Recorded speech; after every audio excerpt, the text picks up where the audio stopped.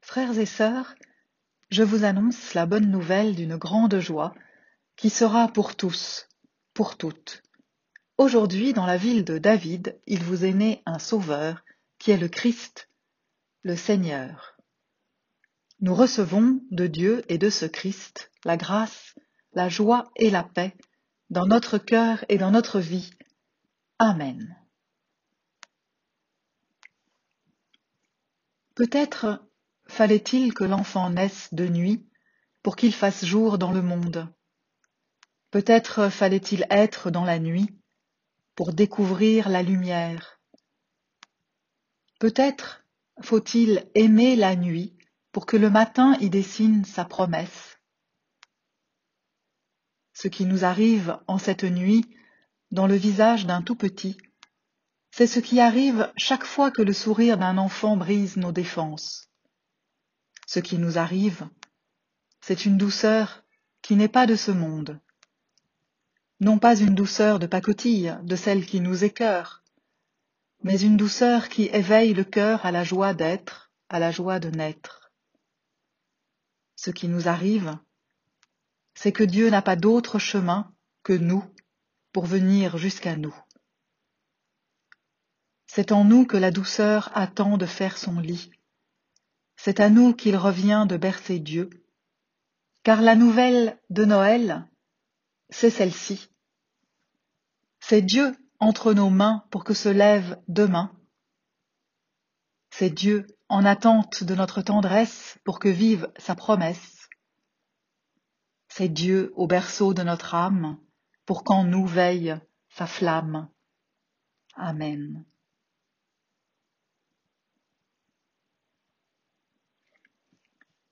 Avant de lire les Écritures, nous prions.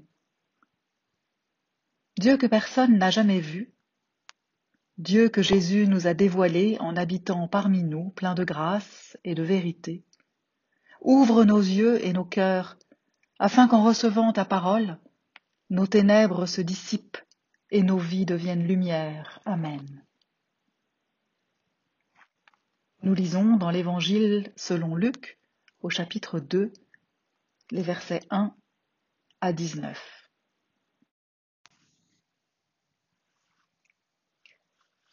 En ces jours-là parut un décret de César Auguste en vue du recensement de toute la terre habitée. Ce premier recensement eut lieu pendant que Quirinus était gouverneur de Syrie. Tous allaient se faire recenser, chacun dans sa propre ville. Joseph aussi monta de Galilée, de la ville de Nazareth, pour se rendre en Judée, dans la ville de David appelée Bethléem, parce qu'il était de la maison et de la famille de David, afin de se faire inscrire avec Marie, sa fiancée, qui était enceinte. Pendant qu'ils étaient là, le temps où elle devait accoucher arriva, et elle mit au monde son fils premier-né. Elle l'emmaillota et l'installa dans une mangeoire, parce qu'il n'y avait pas de place pour eux dans la salle. Il y avait dans cette même région des bergers qui passaient dans les champs les veilles de la nuit pour garder leurs troupeaux. L'ange du Seigneur survint devant eux, et la gloire du Seigneur se mit à briller tout autour d'eux. Ils furent saisis d'une grande crainte. Mais l'ange leur dit : « N'ayez pas peur, car je vous annonce la bonne nouvelle d'une grande joie qui sera pour tout le peuple. Aujourd'hui, dans la ville de David, il vous est né un Sauveur, qui est le Christ, le Seigneur. Et ceci sera pour vous un signe.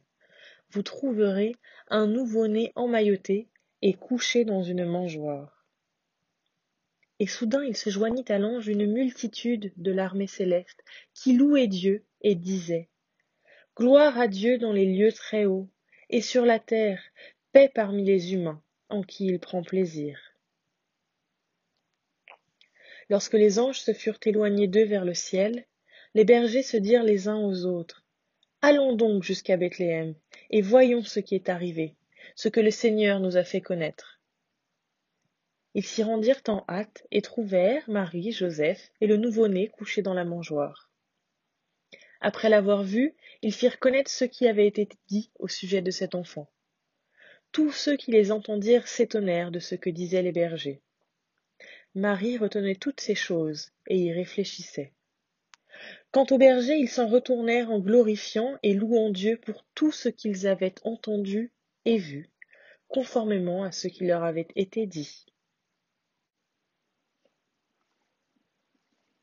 Frères et sœurs, ce récit biblique de l'évangile de Luc est emblématique du jour de Noël. Pourrait-on imaginer fêter Noël sans le lire? Mais posons-nous la question, qu'est-ce qui se joue pour nous dans ce récit? Bien sûr, nous sommes touchés par l'émouvante histoire de la naissance d'un petit enfant dans une étable. Et aussi par la fin heureuse, car c'est une histoire qui finit bien, très bien même, avec l'annonce par des anges aux bergers que cet enfant est le Sauveur, le Messie attendu, c'est-à-dire le Christ. Messie et Christ, c'est le même mot. Le premier est traduit de l'hébreu et le second du grec. Noël fait partie des moments, si j'osais, je dirais des moments rituels, en tout cas des événements qui reviennent chaque année, à date fixe, et qui nous rappellent que notre Dieu, ce Dieu inatteignable, inimaginable, au nom imprononçable, notre Dieu s'est fait tout proche de nous. Il s'est fait l'un de nous.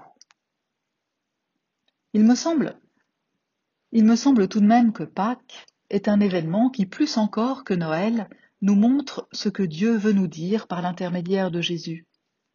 Dieu nous offre de vivre une vie qui n'est pas entièrement aliénée par le poids de nos limites humaines et par la perspective de son issue mortelle. Jetons, si vous voulez bien, un œil au traitement que la Bible réserve à la naissance de Jésus. Première constatation, la moitié des évangiles, 2 sur 4, ne disent pas un mot de la naissance de Jésus. En particulier celui de Marc. Nous avons lu celui de Luc. Celui de Marc, qui est celui des 4 évangiles, qui a été écrit chronologiquement le plus près de la vie de Jésus, environ 40 ans après sa mort. Cet évangile ne dit pas un mot de la naissance de Jésus.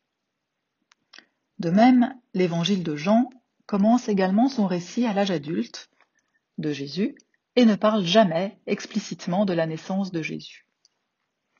Alors il nous reste l'évangile de Matthieu, qui raconte bien la naissance de Jésus, mais dans un récit beaucoup plus court que Luc. Il n'y a pas d'étable, pas de mangeoire et pas de berger.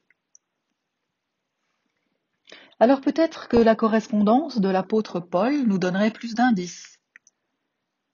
Elle contient les écrits les plus anciens du Nouveau Testament. Certains datent d'une 20aine d'années seulement après la mort de Jésus. Mais voilà, Paul ne parle quasiment pas de la naissance de Jésus.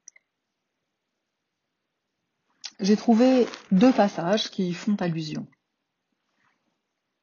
Dans l'Épître aux Galates, au chapitre 4, les versets 4 et 5, que je vous lis. Lorsque les temps furent accomplis, Dieu a envoyé son Fils, né d'une femme et sous la loi, afin de racheter ceux qui étaient sous la loi, pour que nous recevions l'adoption filiale. Fin de citation. Alors ces versets prennent place dans un passage où Paul oppose la loi, témoin de l'Ancien Testament, à la foi qui seule peut sauver les êtres humains et en faire des fils et des filles adoptés par Dieu. La seule chose que Paul nous dit concernant la naissance de Jésus, c'est qu'il est né d'une femme. Rien là de très extraordinaire. Le deuxième passage qui fait allusion à la naissance de Jésus, c'est dans l'Épître aux Romains, au chapitre 1, les versets 2 et 4. Cette bonne nouvelle, Dieu l'avait promise par ses prophètes dans les Écritures saintes. Elle concerne son Fils, issu de la descendance de David selon la chair, institué Fils de Dieu avec puissance, selon l'esprit de sainteté, du fait de sa résurrection d'entre les morts. » Fin de citation. Dans une même phrase, Paul résume la vie de Jésus, de sa naissance à sa mort. Là aussi, Paul insiste sur la naissance classique de Jésus avec cette expression « selon la chair ». Jésus est issu de la descendance de David, comme chacun est issu, par naissance successive, de la descendance de ses ancêtres. Ici, ce qui fait que Jésus est fils de Dieu, c'est sa résurrection d'entre les morts. Alors, à la lumière de ce rapide survol du Nouveau Testament, on peut s'étonner de l'importance qu'a prise, au cours des siècles, la naissance de Jésus et la fête qui va avec, Noël. Voyez-vous, moi je crois que ce qui compte pour nous, c'est la mangeoire. On notera que Luc est le seul évangile à préciser que Jésus est né dans une mangeoire, et même le seul à raconter que Marie et Joseph n'avaient pas trouvé de place dans la salle commune, vraisemblablement destinée aux voyageurs. Luc insiste particulièrement sur cette mangeoire. D'abord, il précise à propos du nouveau-né, Marie l'emmaillota et l'installa dans une mangeoire. Plus loin, les anges disent aux bergers, « Vous trouverez un nouveau-né emmailloté et couché dans une mangeoire. » Et puis à la fin du récit, Luc nous dit, « Les bergers trouvèrent Marie, Joseph et le nouveau-né couchés dans la mangeoire. » En vieux français, une mangeoire, cela se dit une crèche.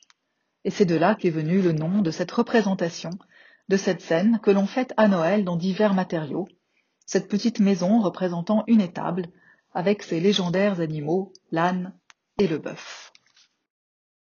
D'abord grandeur nature et disposée dans les églises, la crèche entre, à partir de la Révolution, dans les maisons en version plus petite, souvent au pied du sapin. Une mangeoire, c'est le dernier endroit où on irait chercher un nouveau-né. L'être humain que Dieu a choisi pour venir se faire nôtre, c'est un nouveau-né, non désiré par ses parents, né hors mariage, qui a vu le jour dans une étable et dont le premier lit est fait de paille ou de foin. Dieu a choisi de faire naître son fils avec les vaches. Comment pourrait-on imaginer que le Messie annoncé par les prophètes est cet enfant? Comment le reconnaître? C'est comme chercher un Christ dans une botte de foin. Je crois qu'il y a dans cette décision de Dieu quelque chose de particulièrement frappant, et c'est pour cela que cette scène a pris tant d'importance les siècles passants. Une naissance, on le sait, c'est toujours risqué, c'est toujours fragile, et c'est toujours le lieu de toutes les promesses et de toutes les espérances. Cet enfant dans son total dénuement, rejeté dès sa naissance du monde des humains, relégué avec les animaux, incarne pour nous un monde où quand on part de rien, tout est possible. Comme cette puissance de vie qui s'impose tout d'un coup, qui jaillit de la vulnérabilité d'un nouveau-né. C'est une formidable puissance qui peut alors se développer. Ce nouveau-né, ce Christ, nous apprendra que la promesse de Dieu prend corps pour nous dans notre façon d'interagir avec les autres humains. Il nous apprendra que c'est dans ces rencontres que se vit une vraie relation avec Dieu et avec son Fils, notre Christ. Alors pouvons-nous reconnaître le Christ dans notre vie, ou bien faut-il le chercher comme un Christ dans une botte de foin? Pas toujours facile de le reconnaître dans le visage d'autrui. Et certainement nous préférerions le reconnaître dans un visage agréable, avenant, voire déjà connu, dans une personnalité de qualité, d'influence. Et pourtant, celui que Dieu a choisi pour s'incarner est un moins que rien. Si ce récit de Luc a autant marqué les générations qui se sont succédées, c'est justement parce qu'il nous dit que personne ne peut être exclu par Dieu. Il y a quelques jours, une personne me disait son étonnement d'avoir reçu une carte de vœux de la paroisse. Elle me disait « Si j'ai oublié l'église, Je suis heureuse de voir que l'Église, elle, ne m'a pas oubliée. Mais voyez-vous, ce n'est pas l'Église, ni même la paroisse qui ne l'a pas oubliée. C'est Dieu et c'est le Christ. L'Église n'est là que pour faire vivre une parole qu'elle reçoit. Cette parole qui nous dit que le Sauveur de l'humanité n'est rien de plus qu'un bébé né parmi les bêtes et qu'il est là pour tout le monde, pour vous tous, pour vous toutes, qui que vous soyez. Cette fragilité, symbolisée par la mangeoire, c'est la plus grande bonne nouvelle de Noël. Et particulièrement, je crois, cette année. Cette année, bien sûr, Noël n'est pas comme les autres. Pas comme d'habitude, pas comme on aurait aimé. Noël nous rappelle peut-être plus encore que les autres années que le Christ est à chercher dans une botte de foin, et pas dans l'expression de la puissance et de la réussite.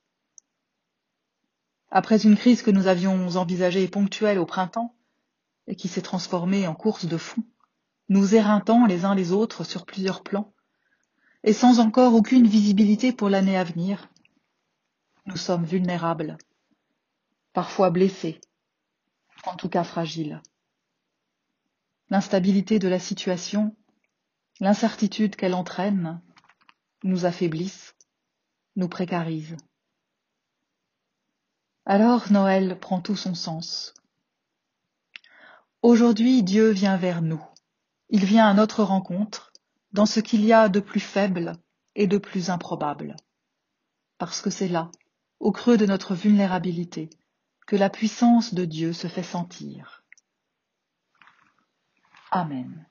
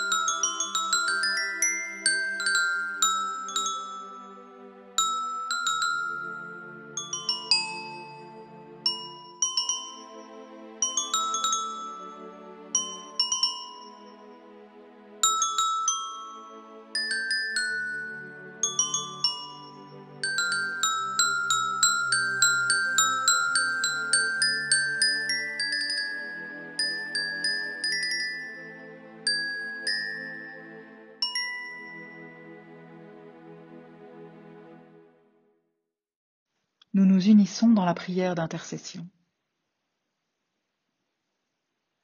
Pour ta parole qui se donne, pour ta tendresse qui prend corps parmi nous, pour l'aujourd'hui de ta promesse, et pour nos visages rassemblés, nous te disons merci, Seigneur. Toi qui nous accueilles tels que nous sommes, apprends-nous à te saluer dans l'instant qui s'offre à vivre, dans la présence qui vibre en chaque visage, dans le souffle qui traverse nos existences.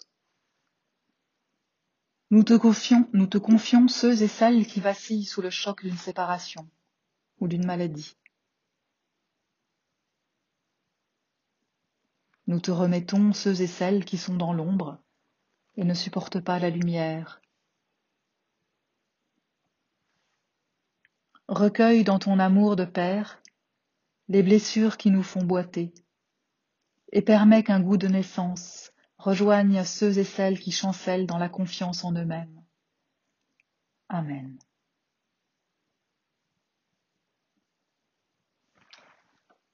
Et nous recevons maintenant la bénédiction de la part de Dieu. Frères et sœurs, le Seigneur vous bénit et vous garde, vous et tous ceux que vous aimez. Amen.